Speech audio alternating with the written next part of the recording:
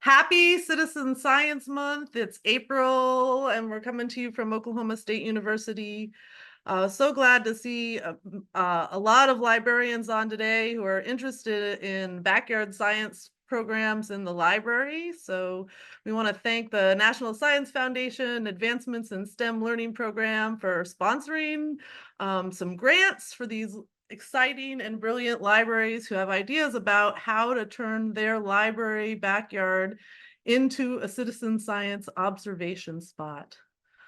So, here at the Spotty Rain campaign, we're into drought monitoring. We want every library to have a rain gauge in the backyard and to contribute to CoCoRaHS and precipitation and drought monitoring in the Great Plains. But certainly there are all kinds of ways to use the backyard to learn about nature and science at the library. And I'm so glad to have on, 4 friends who are experts and have programs and want to connect with you and your libraries and hopefully just give us some ideas today about how they think about outreach in the backyard of the library, how they might connect with you, and then maybe answer some questions for librarians along the way. So we'll start off. I want to let each of these folks introduce themselves and put their contact information in the chat if they'd like. And we'll go around the table, and then we're going to have what I call is an idea pitch. Each of them will share for about 5 minutes an idea about how we might use the library backyard as a place for observation, environmental monitoring, stewardship. And then I want all of the librarians that are on and watching to feel free to pop questions in the chat and also be ready maybe to share your ideas for observation spots or citizen science programs in the backyard while we have some of these experts on. A big part of this webinar and the grant is just to connect you and your communities, your great programs to like all the resources that exist out there. So shout out to the team from Spotty Rain, Dr. Asino, Jim Pendred, and Olaton.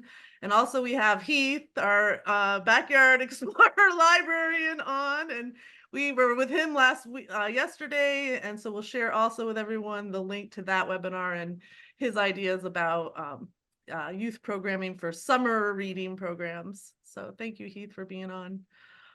All right, I think I'll start us off for introductions. I'd love for Noah to go first. CoCoRaHS.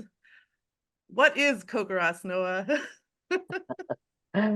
Thanks so much for having me. Welcome, everyone. My name is Noah Newman, and I am the Education and Outreach Coordinator for CoCoRaHS, which at the top of the screen here, you can see our acronym spelled out: Community Collaborative Rain, Hail, and Snow Network. So I think many of you have at least heard of us at this point already just through Nicole and this network. But I want to point out just a couple of kind of big picture items about us as a network. We started in 1998 after a flash flood event that occurred where I am in Fort Collins, Colorado. And as we started the network, it just kind of blossomed on its own, and we had more people and more states that wanted to join. And here we are 25 years later, and we now receive about 15,000 reports every single day. We've got about 25,000 volunteers, and we have become, and I'll say this somewhat slowly, we are the largest source of daily precipitation data for the National Weather Service. And the main issue and reason for that is because of the rain gauge that people use. It's not automated, it's a manual gauge, and you can see it right here. And we've got all these volunteers that have these rain gauges in their backyards or at their libraries, and they can submit their data. And it goes not only to the National Weather Service, but I'll also mention some of the other folks that use the data on a daily basis. So it's really important to everyone. And I will spend just a couple more minutes before my pitch afterwards.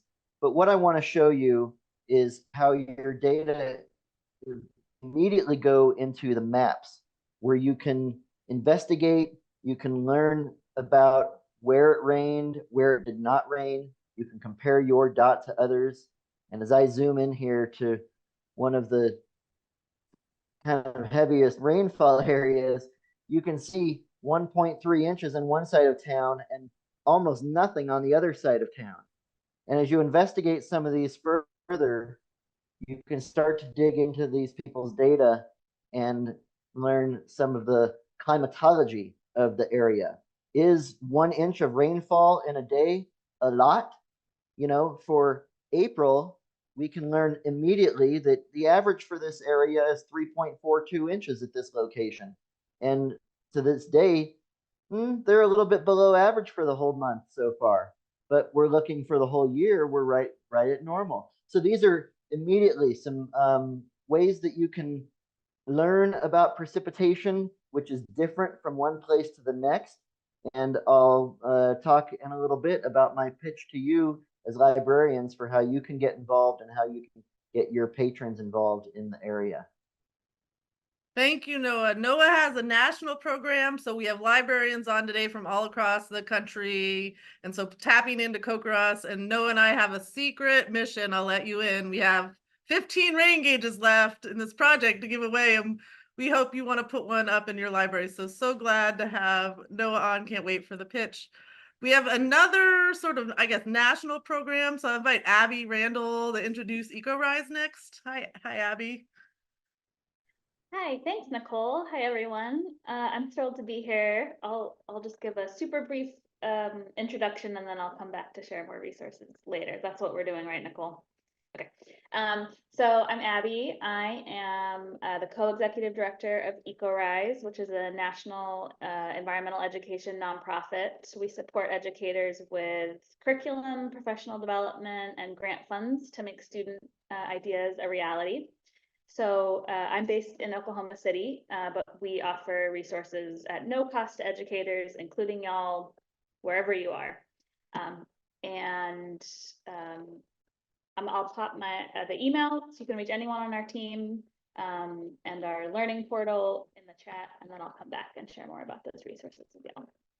All right, I was just introduced to CoCoRaHS, but they have so many great resources like Heath's logbooks for backyard explorers, but like amped up. And they've been thinking about doing science about public spaces, about creating more sustainable public spaces, and just so much good stuff. So I know some of the librarians that receive the grants have really got it going on outside, and or maybe to ramp it up CoCoRaHS style. So I love it that you're on today. All right, so we're here at Oklahoma State and wanting to share all of our resources as a land grant university, and there are some other organizations in Oklahoma that I'm going to introduce now, but I want everyone to be thinking about their state and their place. There are versions of Christy Wickers and Cheryl Cheadles in your state. So I'll first ask Cheryl to introduce herself from Ground by Grounds, which is an Oklahoma-based project. Well, hello. Thank you, Nicole, for asking me to be a part of this. I thoroughly enjoy working with libraries, and that's an interest of mine. I find libraries are the local information centers. So I am Cheryl. I am from the state of Oklahoma, and the bulk of my time is dedicated to the Blue Thumb Water Quality Education Program. But we all know ecology tells us that the land and the water are interconnected. And so that has helped me to want to be also a sponsor in a local program called Yard by Yard. And specifically what I'm going to be talking to you about in a few minutes is more of a grounds program for businesses, museums, parks, places that their main thing isn't their lawn or their grounds, but they're making it an important thing. So I'm going to be talking about that when the moment comes. And here is some contact information for me, if you can see that. Or you can get in touch with Nicole, and she will get you in touch with me.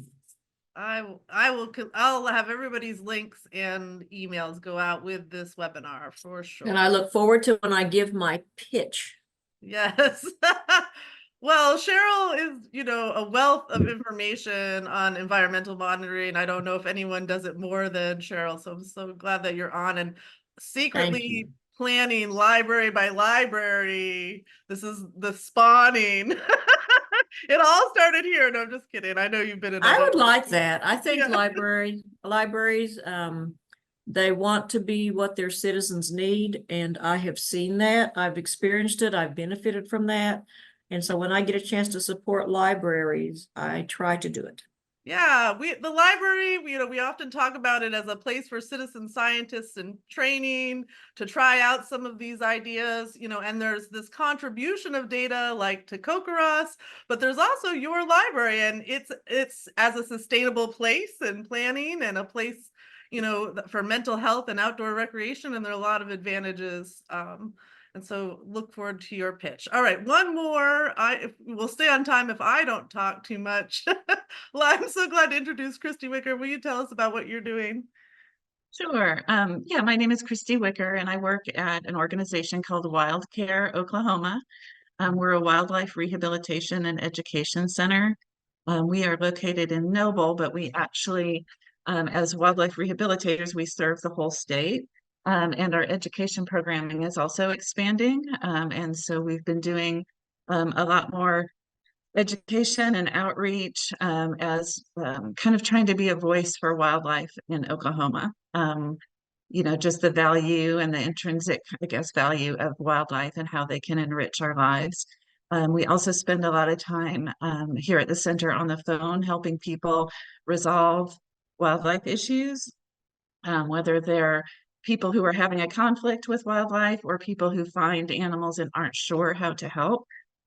That's kind of where a lot of our passion comes from, helping people kind of appreciate and coexist with wildlife.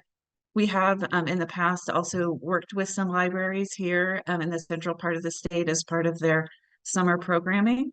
And we're part of like a traveling program where we went to different libraries and presented, wildlife appreciation, wildlife education programming. So as I said, we're in Noble, but we serve the whole state, and I'm happy to kind of answer any questions or hook people up with wildlife rehabilitators and educators in their areas too, if needed. Yes, thank you, Christy. I just, I'm so excited I saw the title of your presentation, and it's going to be fun thinking about looking at wildlife in our own library backyards. And, I think Heath and I, yesterday talked a lot about finding the people in your community that are enthusiasts, and, like Christy's saying, connecting with, you don't have to be the wildlife expert to have a program like that. You could invite organizations like these lovely folks here. All right, so there are some librarians on. I love that Katie or Michelle, somebody said hi and told us where they were from. Hi, Katie's in Nebraska. So a lot of librarians in Nebraska, Colorado, Oklahoma are part of the state spotty rain range, but also other places. So we're going to kick right off with the idea pitch. So here are some ideas from these experts about how you might use your library backyard. But if you're listening in, would you put your name and location so they can get to know you as they're talking? All right, Noah, I look forward to, you showed me some functions on the website I had not seen. So I look forward to this. All right.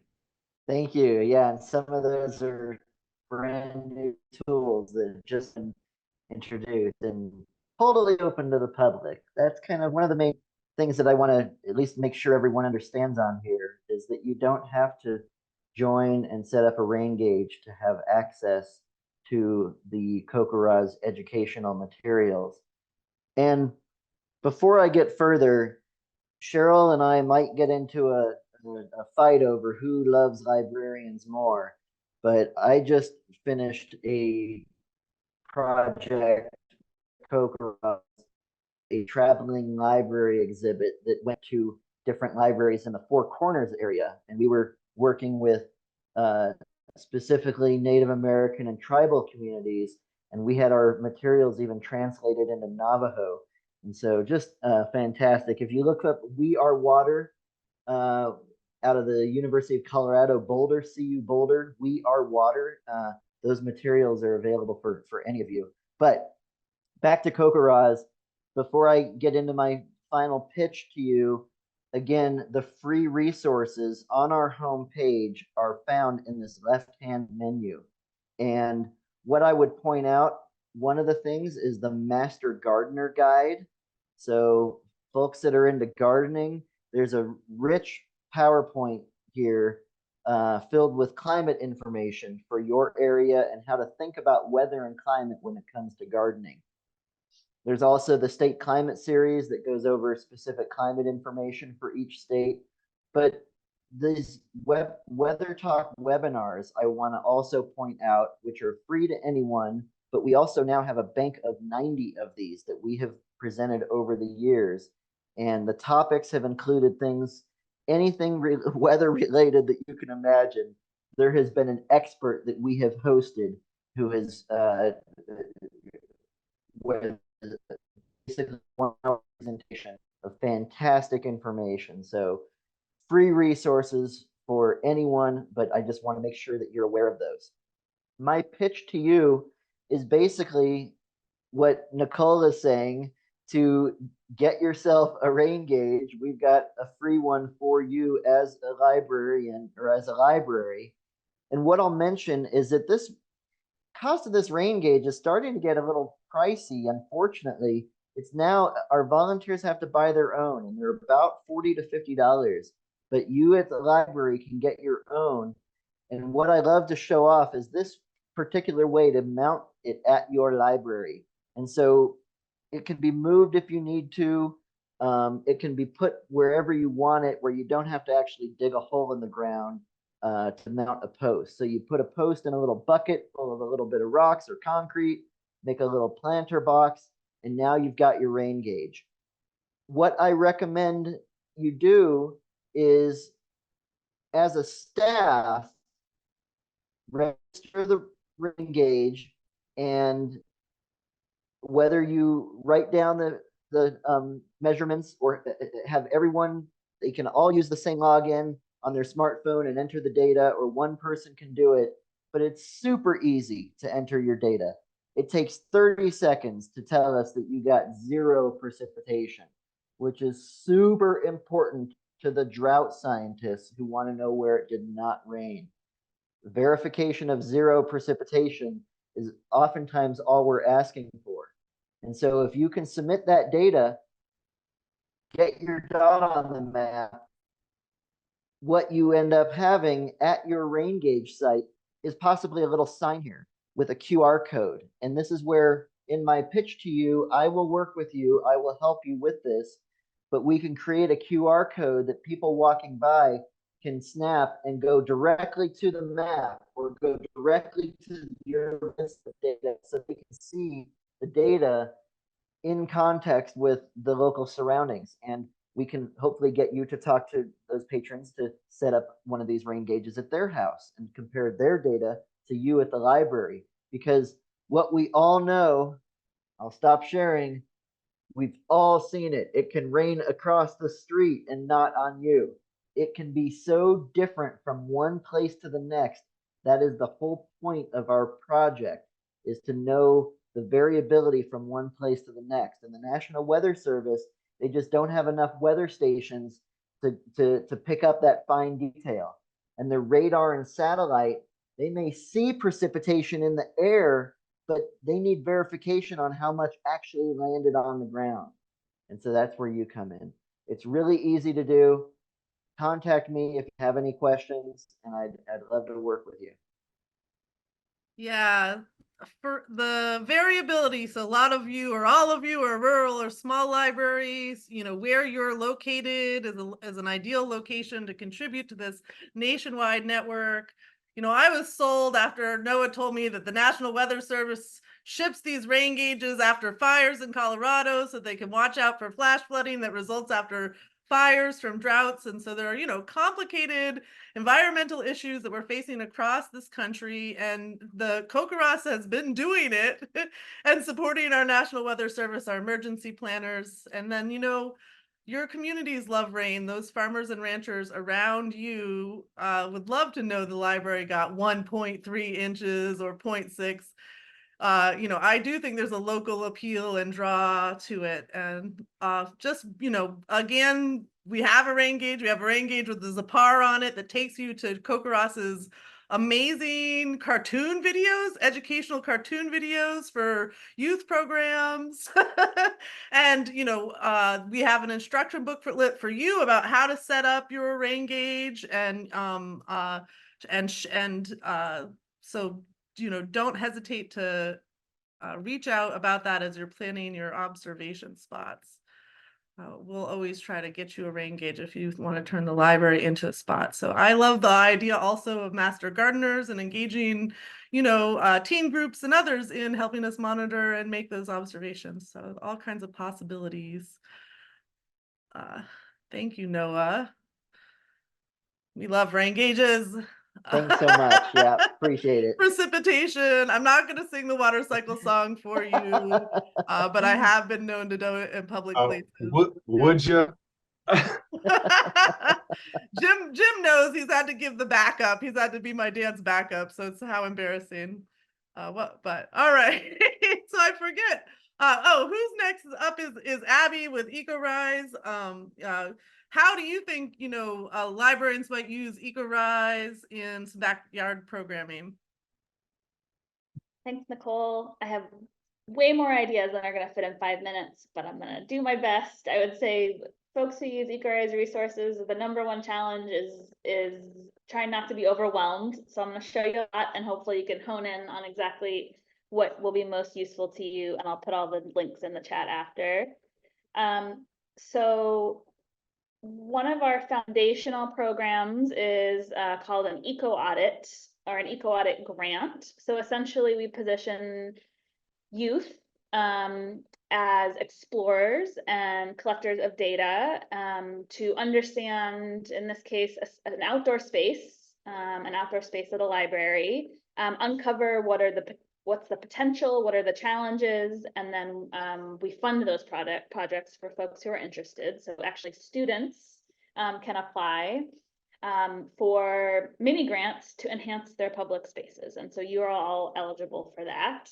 And what's really fantastic about this program is that it's not the librarian or the teacher saying, I want a compost bin or I want a pollinator garden. It's saying to the participants, the students, it could be adults as well, what do you think we need and how do we design that? So we have all sorts of different ideas. I'll share this link with you. This is our student projects library, where you can see from all over the country. These are either videos or photos of projects that students have imagined based on their very specific scenario. So we're talking pollinator gardens, vegetable gardens, chicken coops. We have a peace garden, right? So there's a large social emotional learning component. So the essential challenge is, how do we make this space better for the people who use it? And also for, you know, could be to increase biodiversity. It could be to reduce, you know, organic waste from going into the landfill. Really kind of, you can take it in any direction you like.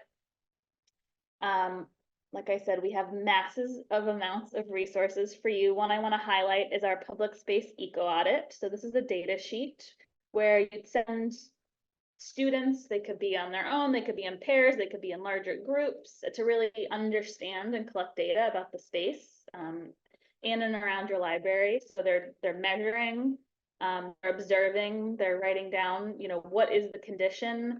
They're thinking about their actual emotional response to the space. They are drawing, they could be listening, how are people using the spaces. They can be interviewing and asking folks who use the library, how could we enhance the space for you? What might you like to see? And so through this process, they're uncovering the strengths and challenges of that space. And we have a human-centered design curriculum, which walks students through multiple different activities. This is one of my favorites. It's called Walking in My Shoes, Walking in Your Shoes. And so students are taking the perspective of a different stakeholder. It could be themselves, it could be their parents, it could be the librarian, and trying to understand what's their perspective on this space? What are they know? What are they frustrated about? And this is one of those, this is an empathy activity to really understand how different stakeholders are interacting with a specific, in this case, space. I don't want to overwhelm you, but I'm just going to show you kind of what it looks like once you get into the curriculum.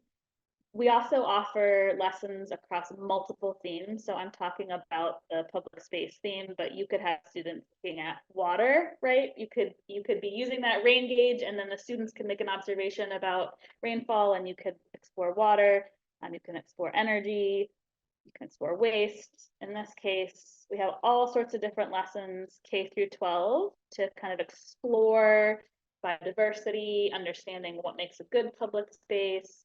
And what I was highlighting for you down here are these eco audits. So this is really this human-centered design process where students are collecting the data, they're analyzing it, they're sharing it. You could have a showcase where students are presenting their findings to the community at your library. You can pick and choose any part of this. You know, you might have 30 minutes, you might have 2 weeks, right? So kind of however much time you have. I want to show you how to get here. So learn.ecorise.org. I shared it in the chat earlier. What you'll want to do is you can select the resources you want. So in this case, you'll want the sustainable intelligence, and you'll want design, feel like the design thinking activities. You'll select those. This will just take you to a quick registration page. You'll fill in a little bit of information. You'll get an email, and you'll end up in this Canvas, is our learning management system, where you can access all sorts of different activities. Again, we have on our website all of these different ideas that you can poke around, watch really cute videos of 5-year-olds who are advocating for composting systems or butterfly gardens, all the way up to students, high school students, who are doing things that are a little bit more complicated. I'll pause. Nicole, did I miss anything that you wanted me to share? Yeah, no, that's great. I mean, I was thinking we have this document we've developed with all kinds of ideas for programming and observation spots, but you clearly have a ton there.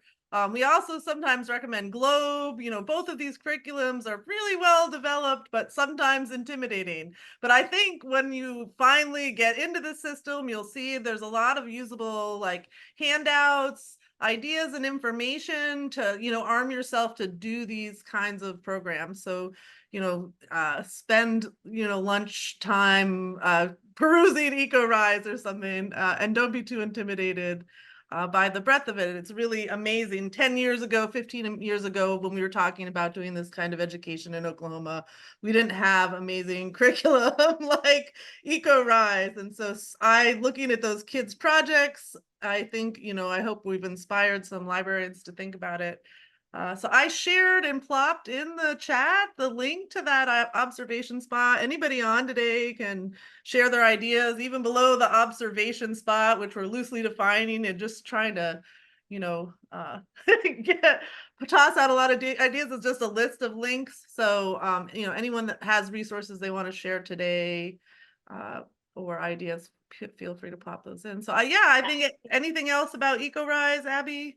Just want to say we have an amazing team of program managers. Yes, If you read out at support@ecorise.org, you're not alone exploring these resources. If you want a 30-minute chat with one of our program managers, they'll hop on. You can tell them what you're looking. They'll help you find the resources. If you want to apply for those grants, they'll walk you through the process. So we're very like hands-on. We're all former educators, so just don't hesitate to reach out if you want. Yeah, that's what I love. T was going to be on today. Excellent at helping you match what you're looking to do. And I think CoCoRaHS is also part of another initiative to like catalog all the environmental education that's happening in the country. And so another resource on that page, if you're looking to connect with educators who are doing the same kind of programming you're looking to do. So this is so great. Glad you're on. Thank you, Abby. All right.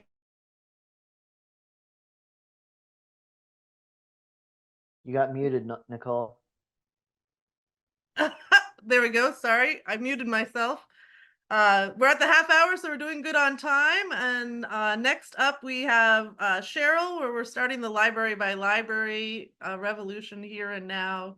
Cheryl is going to talk, I think, about pollinators. A lot of libraries now have gardens. So Cheryl. Okay. Yep, you're up. All right. Well, I'm going to start in with Blue Thumb is one of the partners. You can see a partner. We're one of the partners in the Yard by Yard program, because if you have healthy soils, chances are good you're going to be having clean water. And these fit together. Now, the Yard by Yard program, which is for citizens in the community, that is not everywhere, but it is in a lot of places. We do not have a specific sign for libraries by library or library by library. This is what our signs at this moment look like.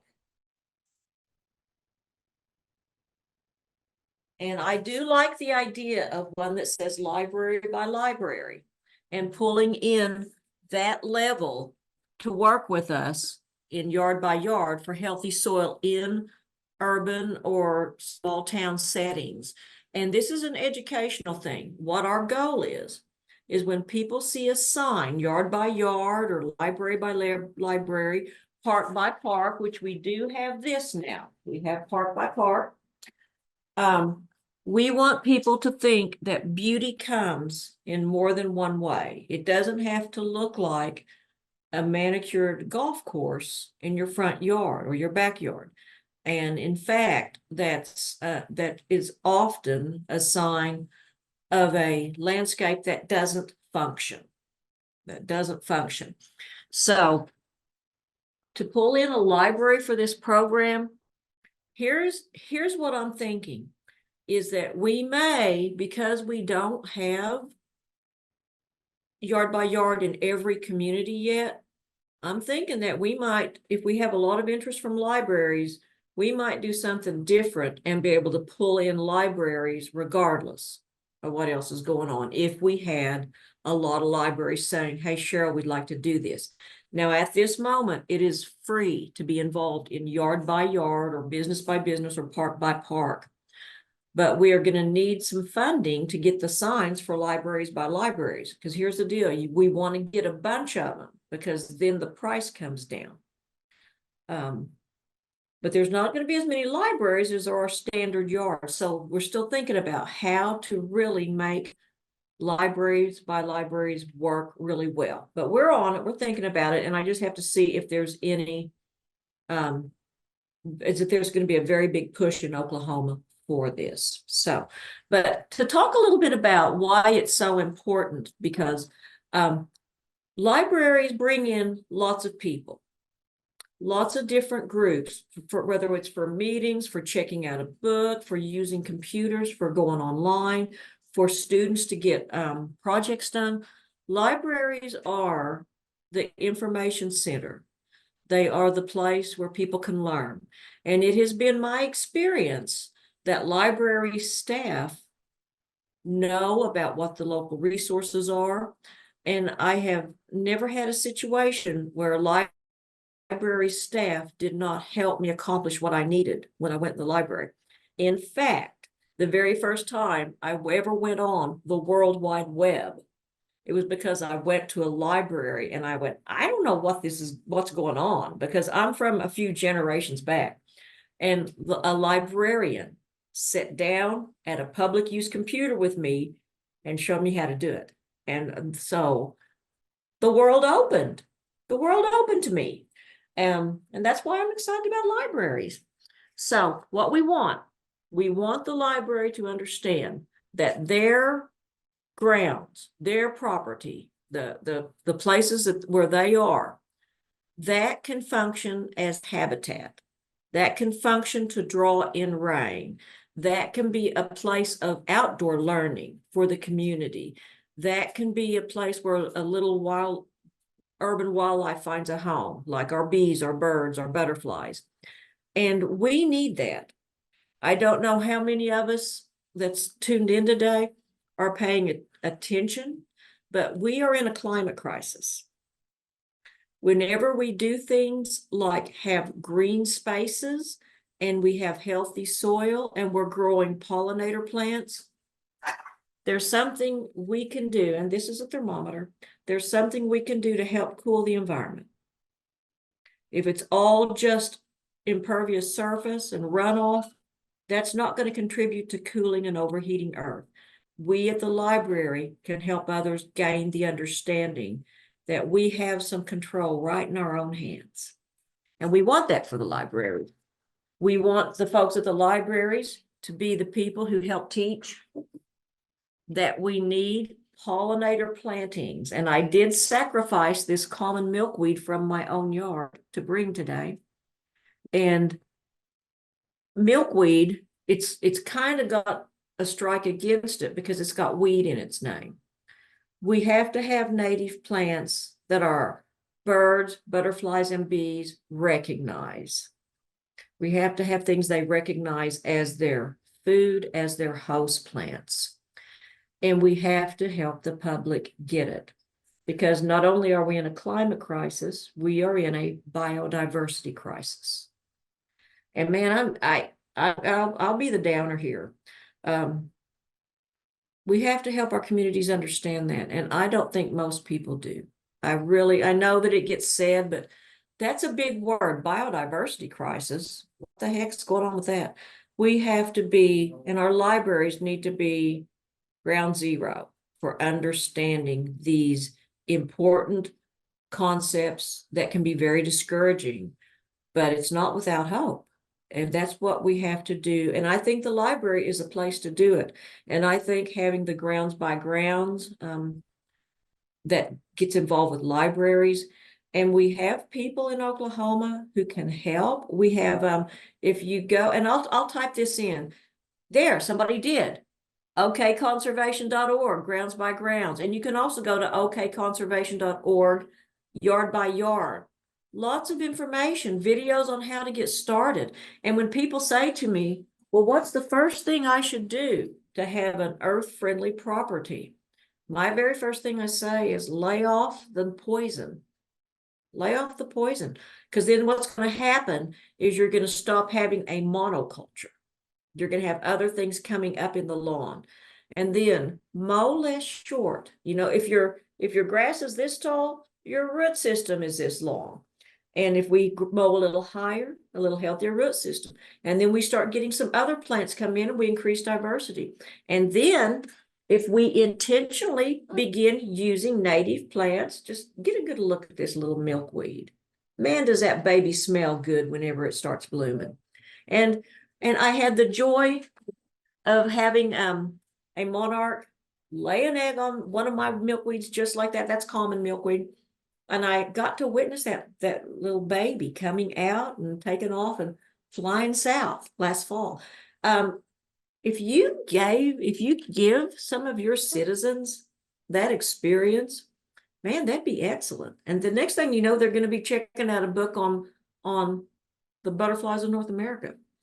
And there's many ways libraries can take it a step above and beyond. And I feel kind of bad saying that because libraries are already doing so much. But I tell you what, let's do this together. Let's find a way that we can pull together, that we can say, I can help my community to be a healthier community. You can demonstrate it on library property. And two events I had this spring were at our local libraries, Butterflies, Birds, and Bees Oh My. And those were both events at the library. We got record numbers of people pulling in. Some of them knew about it and came just for the event. Some of them we snagged as they were trying to do something else in the library. And some of them, you know, a friend got in touch with them after they got there. You're not going to believe what they're doing at the library. And we can do those things with you. We like to do those things. And both of those libraries helped us promote those events. So I will thank you. Hat to Tulsa Libraries. Yeah. much respect for libraries. And, you know, it all starts by doing an CoCoRaHS audit with the youth and then bringing in your landscape folks to get them involved in yard by yard. And then once the biodiversity is increased at the library, you're going to need Christy Wicker and Wildcare to help you, you know, see what kinds of new friends and neighbors you have. So you know, check out Grounds by Grounds. Again, a lot of ideas about pollinator gardens, which I know many libraries have, as well as, you know, working with your parks, because you're using outdoor spaces in your cities and common areas. So a lot of resources there. And then I haven't done my own yard, but, you know, there's a checklist of sustainable things that you can do in your backyard. And we would want to encourage our patrons to be part of that yard by yard, get certified, get the sign, you know, show their neighborhoods that a manicured monoculture lawn is not always the best way. And you know, I was laying in my lawn looking at the millions of bugs the other day. And so that the library can be a place for people to learn to enjoy being outside. You know, and so even these simple programs like having a pollinator garden have, you know, can change people's awareness of the interconnectedness of the world around them. All right, Thank so you. yeah, thank you, Cheryl. Christy, you're up. You're our last idea pitch for the afternoon. Tell me about the wildlife. Yeah. So, and one of the things that the education programming that we're doing and kind of expanding, we've been thinking a lot about like STEM and STEAM and how to like engage people and kids on a whole bunch of different levels. And one of the things that has been really exciting for the communities that we've kind of pitched this idea to, and me personally, and our uh, kids as well. But I wanted to just kind of go through, and that's the idea of working with wildlife cameras. And sometimes you'll hear it referred to as camera traps. It's also trail cameras or game cameras. And it's just kind of an interesting way to kind of look and see who's in your yard, who's in your neighborhood, who your wildlife neighbors are. It's fun. It's sometimes really surprising. I feel like spark curiosity and encourage people and kids to dig deeper. You know, like, oh, I didn't know there was, you know, raccoons in my yard while I'm sleeping, or, you know, it's just another kind of way to engage and get that interest going. So, what is camera trapping? It's a fun way to look and see who's in your yard. And I feel like libraries, you know, some people may think that there's not wildlife, there's not animals around the library, especially if the library's in the middle of town, but um, there's typically wildlife everywhere. Some wild animals are really good about adjusting and living right next door to people. We provide habitat even in urban areas. We may not always intentionally do that, but we are creating habitat, no matter, you know, if it's the dumpster or if it's the hedgerow or if it's the plants we use. And, you know, there is a lot of overlap with some of the other people who have mentioned today about just, you know, the water and the plants and all of that kind of works together to kind of either welcome or repel wildlife. It can be, you know, a way to kind of take a glimpse into the lives of animals that you don't normally get to see. Like nobody's usually at the library, you know, in the middle of the night, but it can be fun to look and see who is at the library. And one of the things I love best is like I said, that spark of curiosity. Like once you see the bird or the raccoon or the skunk on your wildlife camera, then kind of going a little bit further, why is he here? What's here that's attracting him? What's he doing? Is he here? Why is he here at night and other animals are here during the day? And also kind of seasonal changes, like, you know, animal activity changes with the seasons. So what is a camera trap? It's basically a trail camera. And these have been around for a long time. There is, you know, some initial upfront costs, but the prices have really been coming down quite a bit. And there's a lot of diversity. So these are kind of like the old fashioned ones where you know, strap your camera to the tree and it's got an SD card and, you know, it could be solar powered or it could have a battery, but it's triggered by movement or heat or infrared. So when an animal passes in front of the camera, it takes a picture or it takes a video. And as I said, we do have a lot more options now too, because even like our home security cameras can be used as game or trail cameras. And I would think in the library, you probably have a Wi-Fi signal. So you could use a camera that is designed for like a front door camera. As long as you can get that Wi-Fi signal, that's what I do at my house. I have an Arlo camera in the woods behind my house, and I get the updates on my phone like immediately as soon as something crosses that or triggers the camera. And so it's really fun, and it can, like I said, it can be so exciting. We've seen animals on our trail camera that we would have never known are there. We had otters, bobcats, things, it's exciting. I think the kids and the adults would really like it. So in choosing a camera and setting up a camera, typically, you can decide like what your budget allows and what your physical setup is. If you want the one that's just battery powered that just has the SD card in. You just put the card in, and then when you're ready to see what's on the camera, you take that camera out and look at it on your computer. You can do wireless or the Wi-Fi cameras, like I just mentioned. And then you just kind of can look and see what kind of area might be a good setup for it. Is there an area where you're seeing some tracks, or maybe there's a trail? Oftentimes there's a trail through the grass or behind the shrubs that maybe you don't notice until you're really looking for it. You could even set up bird feeders or a water dish if you wanted to kind of draw animals in order to get the camera and get the project started to see who comes. And then one of the things that you also want to look at is at the height of the camera. So typically animals are, lower to the ground. So we usually say about knee high or lower is a good way to kind of get all the different animals, shorter.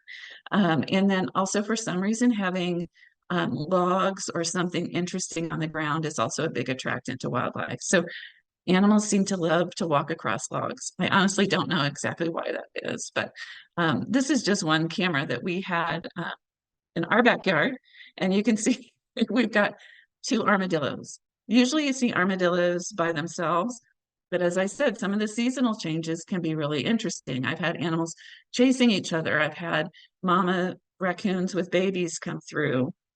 And to be honest, that's one of my favorite things about the camera, is that it gives me a glimpse into the wildlife world. So who's having babies, who's nesting, who's mating, who's, like more of a loner. All of that is kind of, like I said, it just sparks the curiosity and the further investigation. At a library, I would some of the other things I was thinking you might need to consider, is a cable lock or some kind of security box or something, just to kind of secure your camera so that somebody doesn't walk off with it. And even with my game camera, which is in my yard, I still have to secure it because raccoons will steal your camera. And so I have had raccoons take the camera down. I actually had coyotes take my camera and run with it too, before it was secured better. So lessons learned. All right. So these are just some of the reasons that I think it might be a good program for your library. And I would encourage, like, as part of the whole build up to the project, to have the kids or your group generate a list of questions and predictions. Some of the things that we look at are, are animals more active during the day or night? Are raccoons seen alone or in pairs? And like I said, that can be a seasonal variation. And then maybe also, what animals aren't you seeing that you thought you would? I would guess, that some kids might think that they might see certain animals. And then, if you're not seeing them, why not? And if you want to see them, how might you encourage them to kind of visit your area?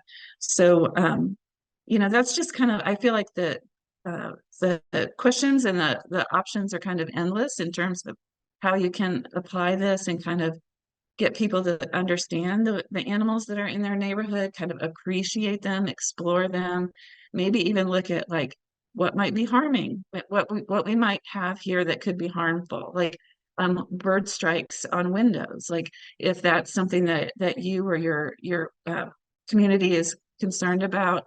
How can you take that to the next step? What are things that we can do to welcome wildlife and help them? As I said, I feel like there's kind of a no end to the options and the questions. And I did want to also add that, if you have something that comes up that you're not sure what you're seeing or you want more information, you can more than welcome to contact us. We can also share specific information on species if somebody gets super interested in, raccoons or skunks or a specific bird type. We can help with that. And we have a medical team here as well as an animal care team, and then the education staff as well. So we're more than happy to kind of help if there's issues that come up or questions that come up as a result of the program. Oh gosh. Thank you, Christy. I love the idea of a game cam in terms of like passive programming and like what good social media, Right. I know we had a mountain lion sighting in Payne County, and I was just thrilling to see. So lots of really well thought out ideas there, Christy. I think some common ways of doing programming in the library backyard might be like a bio blitz where we're cataloging, plants and stuff, but how cool to have this ability to also show like the different wildlife that's going around. And I know, like, I love your thoughts about how to use the library backyard. There are logistical challenges here, like putting a lockbox on, or I know in the past Noah says that you can protect your rain gauge by putting an American flag on it. So having people respect the public space and some Right. libraries don't have access or permission. But the game cam, the rain gauge, all of those things can be temporarily installed, or ability to move if landscapers and stuff need to do stuff. So we have about 7 minutes left. I wanted to prime everybody with questions. You just heard a lot of great ideas.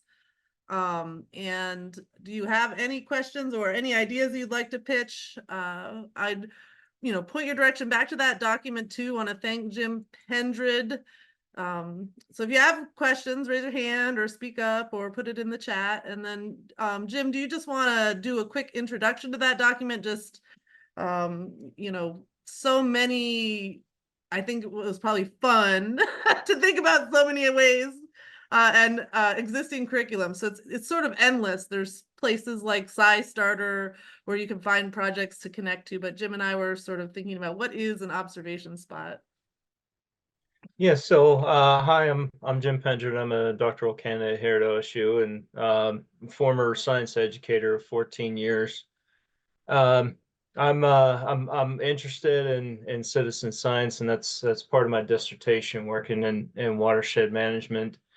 And Dr. Colston asked me if I could help kind of use my background and interest in science inquiry and go looking through the depths of the interwebs to find some good opportunities and some resources, that are citizen science engaged in. And so we've kind of scoped it out for the observation spot, a categorical consideration and activity that can be geared towards, or several activities for some of the categories. Tried to scope on getting some year-round resources so that there are the winter intersessions, us educators are kind of used to, or large opportunity over the summer. So ones that are seasonal, ones that are year-round, and then we've connected you with the citizen science organization that are putting those together, and some resources that could be grabbed to get you started. So hopefully you find it helpful and beneficial. Anything to add, please please consider doing that. Thank you, Jim. So any questions? I don't know, I might call on Heath. He's getting a new library. McAllister Library is getting a new spot. Are you thinking you're ground by grounds? We're doing great. We actually, so I'm glad some things came up. So we are planning the new library to have green spaces and nature spaces. And I loved the game cam idea. So now I absolutely have to have a game cam at the library. but one thing someone said that really struck a chord with me that I really liked, but basically was talking about that libraries are expected to set an example in our community. So, for the librarians in the room, people go to libraries to look for answers frequently.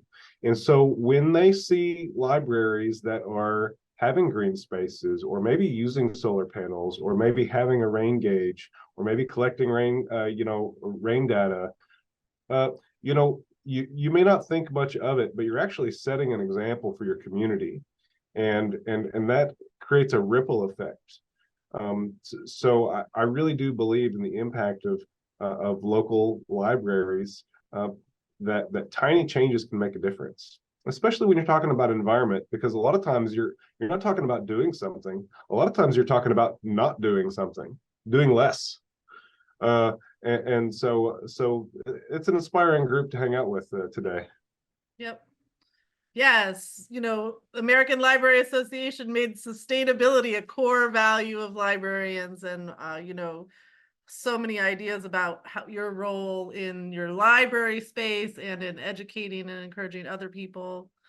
I want to give all the thank yous and shout outs real fast. I'll share, on the screen. Oop, I did it again. The names and contact information for all of the speakers and their websites, email contact, and Cheryl even gave you her number because she wants to start a movement, or she already has started a movement, in my opinion. Thank you to the speakers. Thank you to the Spotty Rain campaign. I'm going to stop with the formals, and we'll hang back if anybody has any questions they want to ask anybody offline. If not, I thank you so much for being on the webinar today, and look forward to seeing what ideas, all these ideas, what you put to work in your backyard, see those pictures, see the results, see how you're thinking about connecting environmental conservation, observation, monitoring, nature inquiry, and love with your communities in a changing climate. So thank you very much, and everybody have a great